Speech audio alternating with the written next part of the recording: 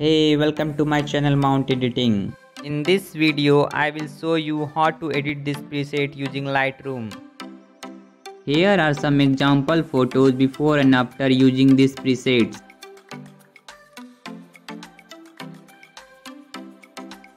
Please read this notice carefully to download these presets. And don't forget to subscribe my channel. So let's start edit.